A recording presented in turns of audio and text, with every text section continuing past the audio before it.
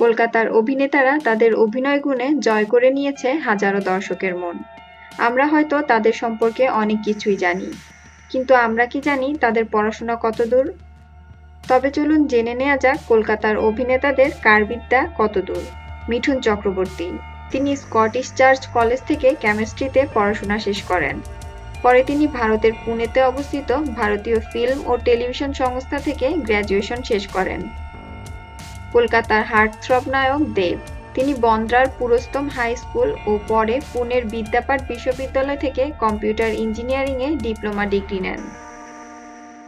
Trolley ইন্ডাস্ট্রির বুম্বাদা প্রসেনজিৎ চট্টোপাধ্যায়, তিনি Calcutta airport English high school এবং পরবর্তীতে Saint Xavier's collegiate school and college থেকে পড়াশোনা করেন। অ্যাকশন হিরো জিৎ, তিনি প্রথমে সেন্ট জোসেফ অ্যান্ড মারি এবং ন্যাশনাল হাই স্কুলে পড়াশোনা করেন। পরবর্তীতে কলকাতা বিশ্ববিদ্যালয় কর্তৃক পরিচালিত ভবানীপুর এডুকেশন সোসাইটি কলেজ থেকে গ্র্যাজুয়েশন কমপ্লিট করেন। ইয়াশ দাশগুপ্ত, তিনি দিল্লি ও মুম্বাইয়ের বিভিন্ন স্থান থেকে তার প্রাথমিক শিক্ষা শেষ করেন। পরবর্তীতে মধ্যপ্রদেশ থেকে স্নাতক ডিগ্রি অর্জন করেন।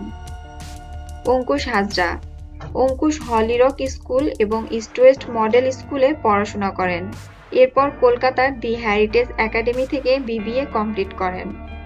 আবির চট্টোপাধ্যায়, তিনি কলকাতার Goenka college of commerce and business administration থেকে বিবিএ এবং ICFI বিজনেস স্কুল থেকে MBA করেন।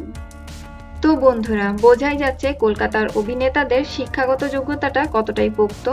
টলিউড সেলিব্রিটিদের এমন সব অজানা তথ্য জানতে আমাদের চ্যানেলটির সাথেই থাকুন।